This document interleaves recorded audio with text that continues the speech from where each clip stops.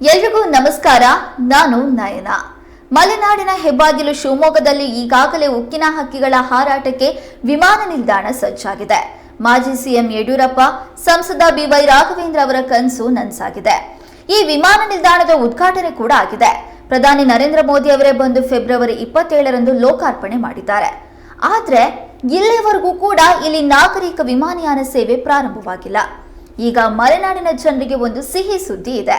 ಅದೇನಪ್ಪಾ ಅಂದ್ರೆ ಆಗಸ್ಟ್ 11ರಂದು ಶಿವಮೊಗ್ಗ ವಿಮಾನ ನಿಲ್ದಾಣದಲ್ಲಿ ನಾಗರಿಕ ವಿಮಾನಯಾನ ಸೇವೆ ಪ್ರಾರಂಭವಾಗುತ್ತೆ. ಹಾಗಾದ್ರೆ ಶಿವಮೊಗ್ಗದಿಂದ ಯಾವೆಲ್ಲ ಮಾರ್ಗಕ್ಕೆ ವಿಮಾನಯಾನ ಸೇವೆ ಪ್ರಾರಂಭ ಮಾಡಲಾಗುತ್ತೆ? ಟಿಕೆಟ್ ದರ ಎಷ್ಟಿರುತ್ತೆ? ಈ ವಿಮಾನ ಹಾರಾಟದಿಂದ ಶಿವಮೊಗ್ಗಕ್ಕೆ ಆಗುವ ಲಾಭಗಳೇನು? ಪ್ರವಾಸೋದ್ಯಮ ಏನಾದ್ರೂ ಇಂಪ್ರೂವ್ ಆಗುತ್ತಾ? ಈ ಕುರಿತ ಕಂಪ್ಲೀಟ್ ಮಾಹಿತಿಯನ್ನ ಇವತ್ತು ನಾವು ನಿಮ್ಗೆ ಕೊಡ್ತೀವಿ. ಶಿವಮೊಗ್ಗ ವಿಮಾನ ನಿಲ್ದಾಣವನ್ನ 775 ಎಕರೆ ಭೂಪ್ರದೇಶದಲ್ಲಿ 449 ಕೋಟಿ ವೆಚ್ಚದಲ್ಲಿ ನಿರ್ಮಾಣ ಮಾಡಲಾಗಿದೆ. ಇದು ಇಡೀ ರಾಷ್ಟ್ರದಲ್ಲಿಯೇ ಅತ್ಯಂತ ಕಡಿಮೆ ವೆಚ್ಚದಲ್ಲಿ ನಿರ್ಮಾಣವಾಗಿರುವಂತಹ ವಿಮಾನ ನಿಲ್ದಾಣ ಅನ್ನುವ ಹೆಗ್ಗಳಿಕೆಗೆ ಪಾತ್ರವಾಗಿದೆ. ಇನ್ನು ಶಿವಮೊಗ್ಗ ವಿಮಾನ ನಿಲ್ದಾಣವನ್ನ ಗ್ರೀನ್ ಫೀಲ್ಡ್ ಡೊಮೆಸ್ಟಿಕ್ ಏರ್ಪೋರ್ಟ್ ಅಂತ ಕರೀತಾರೆ. ಕರ್ನಾಟಕದ 9ನೇ ಡೊಮೆಸ್ಟಿಕ್ ವಿಮಾನ ನಿಲ್ದಾಣವಾಗಿದೆ. ಇದು ಕರ್ನಾಟಕದಲ್ಲಿ ಅತಿ ಹೆಚ್ಚು ಉದ್ದದ ರನ್ವೇ ಹೊಂದಿರುವ 2ನೇ ವಿಮಾನ ನಿಲ್ದಾಣವಾಗಿದೆ. ಮೊದಲನೇದು ಬೆಂಗಳೂರು ವಿಮಾನ ನಿಲ್ದಾಣವಾದ್ರೆ ಎರಡನೇದು ಶಿವಮೊಗ್ಗ ವಿಮಾನ ನಿಲ್ದಾಣವೇ. ಸರಿಸುಮಾರು 3.5 ಕಿಲೋಮೀಟರ್ನಷ್ಟು ಉದ್ದದ ರನ್ವೇಯನ್ನ ಶಿವಮೊಗ್ಗ ವಿಮಾನ ನಿಲ್ದಾಣ ಹೊಂದಿದೆ. ಇನ್ನು ಇಷ್ಟೆಲ್ಲ ಸೌಲಭ್ಯಗಳಿದ್ರೂ ಕೂಡ ಯಾಕೆ ನಾಗರಿಕ ವಿಮಾನಯಾನ ಸೇವೆ ಇಲ್ಲಿವರೆಗೂ ಪ್ರಾರಂಭವಾಗಿಲ್ಲ ಅನ್ನುವಂಥದ್ದೇ ಸದ್ಯಕ್ಕಿರುವಂತ ಪ್ರಶ್ನೆ. ಆದ್ರೆ ಈಗ ವಿಮಾನಗಳ ಹಾರಾಟಕ್ಕೆ ಡೇಟ್ ಫಿಕ್ಸ್ ಆಗಿದೆ. ಆಗಸ್ಟ್ 11ರಂದು ಶಿವಮೊಗ್ಗದಲ್ಲಿ ನಾಗರಿಕ ವಿಮಾನಯಾನ ಸೇವೆ ಪ್ರಾರಂಭವಾಗಲಿದೆ. ಈ ಹಿಂದೆ ಸಂಸದ ಬಿವೈ ರಾಘವೇಂದ್ರ ಉಡಾನ್ ಯೋಜನೆಯಡಿ ವಿಮಾನ ನಿಲ್ದಾಣ ಸೇರಿಸುವುದಕ್ಕೆ ಕೇಂದ್ರಕ್ಕೆ ಮನವಿ ಮಾಡಿದ್ರು. ಆ ಹಿನ್ನೆಲೆಯಲ್ಲಿ ವಿಮಾನ ನಿಲ್ದಾಣವನ್ನ ಉಡಾನ್ ಯೋಜನೆ 5.0 ಅಡಿ ಸೇರಿಸಲಾಗಿದೆ. ಉಡಾನ್ ಯೋಜನೆಯಡಿಯಲ್ಲಿ ಸೇರಿಸಿರೋದ್ರಿಂದ ಕೇಂದ್ರದಿಂದ ಹೊಸ ಮಾರ್ಗಗಳಿಗೆ ವಿಮಾನ ಸಂಚಾರಕ್ಕೆ ಗ್ರೀನ್ ಸಿಗ್ನಲ್ ಸಿಕ್ಕಿದೆ. ಹೈದರಾಬಾದ್, ಗೋವಾ, ದೆಹಲಿ, ಚೆನ್ನೈ, ತಿರುಪತಿ ಮಾರ್ಗಗಳಿಗೂ ವಿಮಾನಯಾನ ಸೇವೆ ಆರಂಭವಾಗಬೇಕಿದೆ. ಕೇಂದ್ರ ಸರ್ಕಾರ ಒಪ್ಪಿಗೆ ನೀಡಿದೆ. ಆದ್ರೆ ಸದ್ಯ ಈ ಮಾರ್ಗದಲ್ಲಿ ವಿಮಾನಗಳ ಹಾರಾಟ ಪ್ರಾರಂಭ ಆಗೋದಿಲ್ಲ. ಅದ್ ಯಾವಾಗ ಪ್ರಾರಂಭವಾಗುತ್ತೆ ಅನ್ನೋದೇ ನಮ್ಮ ಮುಂದಿರುವಂತ ಪ್ರಶ್ನೆ. ಇನ್ನು ಮೊದಲೇ ಸಂಸದರು ಹೇಳಿರೋ ಹಾಗೆ ಶಿವಮೊಗ್ಗ ಬೆಂಗಳೂರು ಮಾರ್ಗದಲ್ಲಿ ಇಂಡಿಗೋ ವಿಮಾನ ಸೇವೆ ನೀಡೋದಕ್ಕೆ ಒಪ್ಪಿಗೆಯನ್ನ ನೀಡಿದೆ. ಟ್ರಯಲ್ ಟೆಸ್ಟ್ ಕೂಡ ನಡೆಸಲಾಗಿದ್ದು ಯಶಸ್ವಿಯಾಗಿದೆ. ಓಕೆ, ಇಂಡಿಗೋ ವಿಮಾನ ಶಿವಮೊಗ್ಗ ಬೆಂಗಳೂರು ಮಾರ್ಗದಲ್ಲಿ ಸಂಚಾರ ಮಾಡೋದಕ್ಕೆ ಒಪ್ಪಿಗೆಯನ್ನ ನೀಡಿದೆ. ಆದ್ರೆ ಇನ್ನುಳಿದ ಮಾರ್ಗದಲ್ಲಿ ಯಾವ ವಿಮಾನಗಳು ಹಾರಾಟ ನಡೆಸ್ತಾವೆ, ಯಾವಾಗಿನಿಂದ ಹಾರಾಟ ನಡೆಸ್ತಾವೆ ಅನ್ನೋದಕ್ಕೆ ಇಲ್ಲಿವರೆಗೂ ನಿಖರ ಉತ್ತರ ಸಿಕ್ಕಿಲ್ಲ. ಅದಕ್ಕೆ ಒಂದಷ್ಟು ಸಮಯ ಅಂತೂ ಬೇಕೇ ಬೇಕು.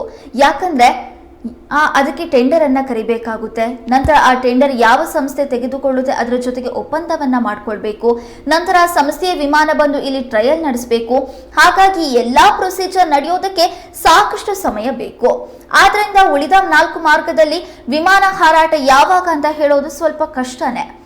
ಇನ್ನು ಉಡಾನ್ ಯೋಜನೆಯಡಿ ವಿಮಾನ ನಿಲ್ದಾಣ ಸೇರ್ಪಡೆಯಾಗಿದೆ. ಆದ್ರೆ ಕೇಂದ್ರ ಮಾತ್ರ ಉಡಾನ್ ಯೋಜನೆಯಡಿಯಲ್ಲಿ ರಾಜಧಾನಿಗಳಿಗೆ ಸಬ್ಸಿಡಿ ನೀಡೋದಿಲ್ಲ ಅಂತ ಹೇಳಿದೆ.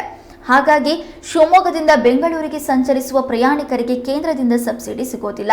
ಇದು ಪ್ರಯಾಣಿಕರ ಭತ್ಯೆ ಮೇಲೆ ಪರಿಣಾಮ ಬೀರುತ್ತೆ. ಆದ್ರೆ ಇದಕ್ಕೆ ಪರ್ಯಾಯವಾಗಿ ರಾಜ್ಯ ಸರ್ಕಾರ ವರ್ಷಕ್ಕೆ 2.5 ಕೋಟಿ ಸಬ್ಸಿಡಿಯನ್ನ ನೀಡ್ತೀನಿ ಅಂತ ಹೇಳಿದೆ. ಇದರಿಂದ ಪ್ರಯಾಣಿಕರಿಗೆ ಸ್ವಲ್ಪ ಅನುಕೂಲ ಅಂತೂ ಆಗುತ್ತೆ.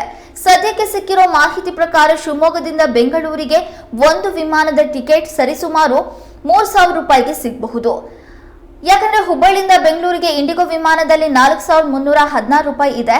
ಹಾಗಾಗಿ ಬೆಂಗಳೂರಿಂದ ಶಿವಮೊಗ್ಗಕ್ಕೆ ಇಷ್ಟಾಗಬಹುದು ಅಂತ ಅಂದಾಜು ಹಾಕಲಾಗಿದೆ. ಆದ್ರೆ ಉಡಾನ್ ಯೋಜನೆ ಬೇರೆ ಮಾರ್ಗಗಳಿಗೆ ಅನ್ವಯವಾಗುತ್ತೆ. ಬೆಂಗಳೂರನ್ನ ಹೊರತುಪಡಿಸಿ ಬೇರೆ ಮಾರ್ಗಗಳಿಗೆ ಸಂಚಾರ ಮಾಡುವಾಗ ಈ ಉಡಾನ್ ಯೋಜನೆ ಅನ್ವಯವಾಗುತ್ತೆ. ಪ್ರತಿಯೊಂದು ರಾಜ್ಯದ ರಾಜಧಾನಿಗಳನ್ನು ಹೊರತುಪಡಿಸಿ ಉಳಿದ ನಗರಗಳಿಗೆ ಉಡಾನ್ ಯೋಜನೆಯಡಿಯಲ್ಲಿ ಕೇಂದ್ರ ಸರ್ಕಾರ ಸಬ್ಸಿಡಿಯನ್ನ ನೀಡುತ್ತೆ. ಬೆಂಗಳೂರು ಆಗಿರ್ಬೋದು, ಚೆನ್ನೈ ಆಗಿರ್ಬೋದು, ಹೈದರಾಬಾದ್ ಆಗಿದ್ರೂ ಕೂಡ ಈ ರಾಜಧಾನಿಗಳಿಗೆ ಪ್ರತಿನಿತ್ಯ ಲಕ್ಷಾಂತರ ಪ್ರಯಾಣಿಕರು ಸಂಚರಿಸ್ತಾರೆ. ಹಾಗಾಗಿ ಸಬ್ಸಿಡಿ ನೀಡೋ ಅಗತ್ಯ ಇಲ್ಲ. ಯಾಕಂದ್ರೆ ಹೇಗಾದ್ರೂ ಪ್ರಯಾಣಿಕರು ಸಂಚಾರ ಮಾಡೇ ಮಾಡ್ತಾರಲ್ವಾ. ಹಾಗಾಗಿ ಸಬ್ಸಿಡಿಯನ್ನು ನೀಡೋದು ಬೇಕಾಗಿಲ್ಲ ಅನ್ನುವಂತ ಲೆಕ್ಕಾಚಾರದಲ್ಲಿ ರಾಜಧಾನಿಗಳಿಗೆ ಕೇಂದ್ರ ಸಬ್ಸಿಡಿಯನ್ನ ನೀಡೋದಿಲ್ಲ. ಅದ್ಬಿಟ್ಟು ಬೇರೆ ಮಾರ್ಗಗಳಿಗೆ ಸಂಚಾರ ಮಾಡೋದಾದ್ರೆ ಆ ವಿಮಾನ ನಿಲ್ದಾಣ ಉಡಾನ್ ಯೋಜನೆಗೆ ಒಳಪಟ್ಟಿದ್ರೆ ಆಗ ಕೇಂದ್ರ ಸರ್ಕಾರದಿಂದ ಸಬ್ಸಿಡಿ ಸಿಗುತ್ತೆ. ಇನ್ನು ಶಿವಮೊಗ್ಗದಿಂದ ಬೆಂಗಳೂರಿಗೆ ಹಾರಾಟ ಮಾಡೋದಕ್ಕೆ ಗ್ರೀನ್ ಸಿಗ್ನಲ್ ಕೊಟ್ಟಿರುವಂತಹ ಇಂಡಿಗೋ ವಿಮಾನದಲ್ಲಿ ಟಿಕೆಟ್ನಲ್ಲೂ ಕೂಡ 3 ವಿಧಗಳಿವೆ. ಸೇವರ್, ಫ್ಲೆಕ್ಸ್ ಪ್ಲಸ್, ರೀಟೇಕ್ ಇಲ್ಲಿಂದ